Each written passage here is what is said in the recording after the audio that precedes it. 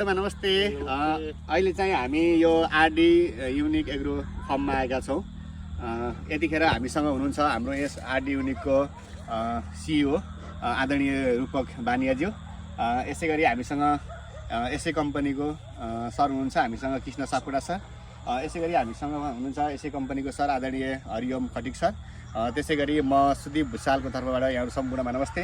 अहिले चाहिँ हामी यो फर्ममा आएका छौँ। हामीसँग फर्ममा धेरै भेराइटीका फलहरू हामीसँग अहिले उपलब्ध भएको पनि जानकारी गराउँछौँ।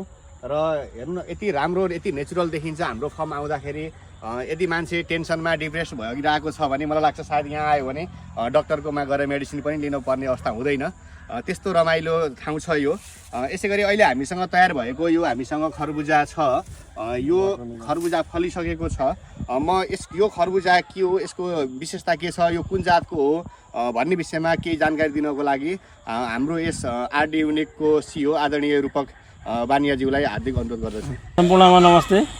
ल साथीहरू, म चाहिँ आज यो यस आरडी युनिक एग्रो प्राइभेट लिमिटेडको म चाहिँ यो फर्ममा कपिलवस्तु नगरपालिका वडा नम्बर 6 तिलौरी भन्ने ठाउँमा चाहिँ हाम्रो यो फर्म छ।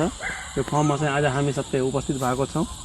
र यो फर्ममा चाहिँ हामीले अहिले चाहिँ विदेशी जातका बिउहरू चाहिँ तरकारीका बिउहरू 24वटा भेराइटी चाहिँ हामीले यहाँ ट्रायलको लागि यहाँ राखेको छौँ। र त्यो 24वटा भेराइटी बाहेक पनि हामीले चाहिँ यहाँ थुप्रै भेराइटी त्यो तरकारी उत्पादनको लागि चाहिँ हामीले यहाँ लगाएको छौँ। र जस्तै त्यसमध्येको चाहिँ यो 24वटा ट्रायलमध्ये एउटा चाहिँ हाम्रो यो भेराइटी चाहिँ महिन्द्रा कम्पनीको वाटरमेलन पेपो जातको हो, जुन चाहिँ आइसबोर्ड सेगमेन्टको हो। यो भेराइटीको चाहिँ यो वाटरमेलन चाहिँ तपाईँको 75देखि 80 दिनसम्ममा तपाईँले चाहिँ यसको हार्भेस्टिङ गर्न सक्नुहुन्छ। र यो सँगसँगै यसको विशेषताहरू के छ भने आइसबोर्ड सेगमेन्ट भन्ने बित्तिकै तपाईँले यसलाई चाहिँ जस्तै कहिलेकाहीँ बजारमा चाहिँ तरकारी अथवा वाटरमेलन बढी प्रोडक्सन भएको बेलामा चाहिँ यसको रेटहरू चाहिँ वाटरमेलनको रेट पाउँदैन भने त्यो बेलामा चाहिँ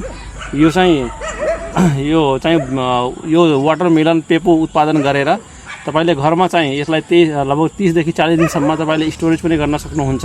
र स्टोरेज गरेर चाहिँ जब पछि चाहिँ यसको बजारमा जब अरूको प्रोडक्सन अलिक घटेर चाहिँ रेट राम्रो पाउँछ भने त्यो बेलामा पनि बजारीकरण यसलाई गर्न पाउनुहुन्छ। र त्यसै गरी चाहिँ हाम्रो चाहिँ अब यो चाहिँ 2वटा चाहिँ यो खेत चाहिँ हाम्रो यो वाटरमेलनकै हो, जसमा चाहिँ हामीले पेपो भेराइटी यहाँ धेरै भेराइटीहरू त्यहाँ लगाएको छौँ। अनि यो चाहिँ अहिले हामीले काटेर पनि तपाईँलाई देखाउँछौँ। यो काटिसकेपछि यो भित्र चाहिँ यसको साइज चाहिँ अहिले 3.5देखि 4 केजी आइसकेको छ। र यसको चाहिँ भित्र चाहिँ पुरै तपाईँले रातो पाउनुहुन्छ। यसको 1 किलोको साइज भए पनि तपाईँले भित्र चाहिँ पुरै रातो र एकदम गुलियो चाहिँ पाउनुहुन्छ। यसको चाहिँ विशेषता अहिले यो छ। र यो सँगसँगै अब हाम्रो अरू पनि धेरै भेराइटीहरूको ट्रायल चाहिँ यो फर्ममा भइरहेको छ।